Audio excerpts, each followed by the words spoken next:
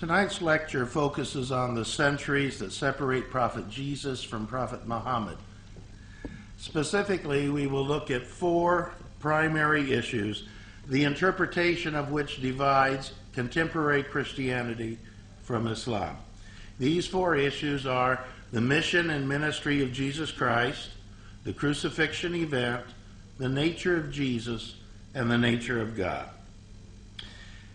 In reviewing these four issues, each issue will be examined in turn and, where appropriate, will be traced along chronological trajectories. However, before beginning this endeavor, it should be noted that, contrary to popular belief, early Christianity was not a single monolithic structure.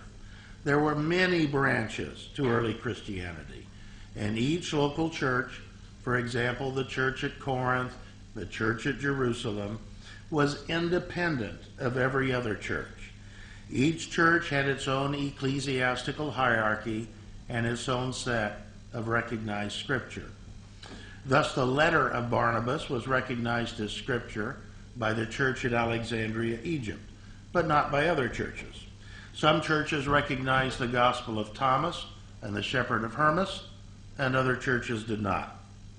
In that regard, it should be noted that most of the apocryphal books that I'll be referencing later in the lecture were recognized as authoritative by one or another of the early Christian churches. And in fact, it was not until the 6th century that the books of the New Testament became almost completely standardized, although attempts at standardization had begun about 2 centuries before that. And although the East Syrian or Nestorian Church, the Ethiopian Orthodox Church, and the Coptic Church to this day have different New Testaments than the rest of Christianity and from each other. Well, not only did the local churches differ as to what was and was not considered scripture, they also differed as to doctrine and dogma. And such differences were especially apparent when we consider the four issues under consideration this evening. Now, it's quite outside of current time parameters to cover all of the different positions advanced by one or another early branch of Christianity with regard to each of these four issues. Quite simply, it is not the intent of tonight's lecture to present the full range of opinion that existed within early Christianity, but only to highlight those early branches of Christianity that were more or less consistent with Islam's position on the four issues under consideration. Quran 3, verse 49 informs the reader that Jesus was appointed by God as a messenger to the children of Israel. In contrast, contemporary Christianity typically maintains that Jesus' mission and ministry were to the world at large.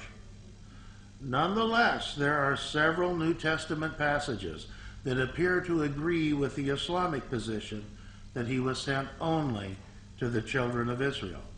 For example, consider the following biblical verses. These 12, that is the 12 disciples, these 12 Jesus sent out with the following instructions. Go nowhere among the Gentiles, and enter no town of the Samaritans, but go rather to the lost sheep of the house of Israel. Matthew 10, verses 5 through 6. Jesus left that place and went away to the district of Tyre and Sidon. Just then a Canaanite woman from that region came out and started shouting, "Have mercy on me, Lord, Son of David. My daughter is tormented by a demon." But he did not answer her at all. And his disciples came and urged him, saying, "Send her away, for she keeps shouting after us." He answered, "I was sent only to the lost sheep of the house of Israel." But she came and knelt before him, saying, "Lord, help me."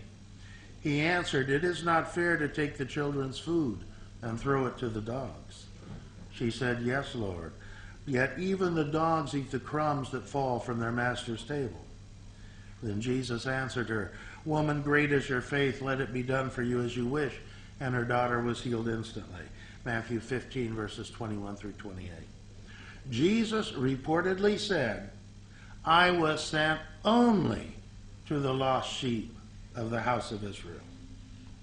Well, we might also consider how the actual disciples of Jesus, as well as their immediate followers, continued Jesus' ministry after the end of his earthly sojourn. However, at this point, we must interject a very important proviso that is often overlooked, even though known by most contemporary Christians. Namely, that Paul, a former Pharisee and rabbi, once known as Saul of Tarsus, was never a disciple of Jesus, and apparently never even met Jesus during the latter's earthly ministry. In short, Paul, who was the foremost proponent of this concept of a universal ministry for Jesus, does not represent the tradition of the disciples of Jesus, and in fact was frequently in marked conflict with the Jerusalem church, which was the headquarters of the disciples of Jesus. And this can be readily substantiated by turning to the New Testament.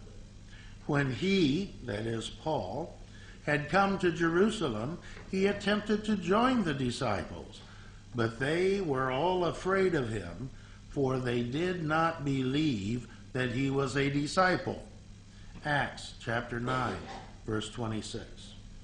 Other New Testament passages, for example, Acts chapter 15, verses 1 through 5, Acts chapter 21, verses 17 through 26, and Galatians 2, verses 1 through 9, dramatically illustrate that Paul, with his insistence on preaching to the Gentiles, was in frequent conflict with the Jerusalem church. Now, with regard to these three passages, it's instructive to note that Acts and Galatians are Pauline documents and do not reflect the teachings of the Jerusalem church and of the actual disciples of Jesus. As an illustration of this Pauline bias, one can profitably examine Acts chapter 21, verses 17 through 26, where the Pauline writer of this text attempts to show that the Jerusalem church supported Paul in the end. However, the fact of the matter was, as recorded in that very passage, the elders of the Jerusalem church made Paul undergo the temporary rites of being a Nazirite, meaning that he was made to purify himself and to pay penance for what he had been doing.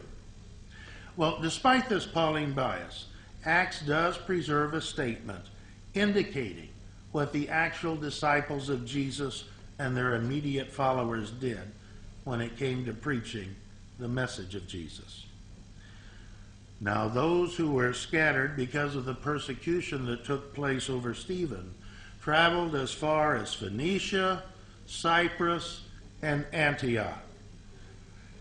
And they spoke the word to no one except Jews. Acts chapter 11, verse 19. In short, any serious student of early Christianity must recognize a fundamental divergence of thought between the Pauline church, with its message to the Gentiles, and the Jerusalem church of Jesus' actual disciples. The latter restricted its message to the children of Israel, continued to worship in the temple in Jerusalem, and did not even call themselves Christians, a term that first arose in the Gentile church in Antioch, as witnessed by Acts chapter 11, verses 20 through 26. Now, many scholars of early Christianity, recognizing that the actual disciples of Jesus did not preach to other than the children of Israel, refer to the Jerusalem church as being Jewish Christian. This Jewish Christian tradition continued even after the destruction of the temple in the year 70. Such early Christian movements as the Ebionites, The Nazarenes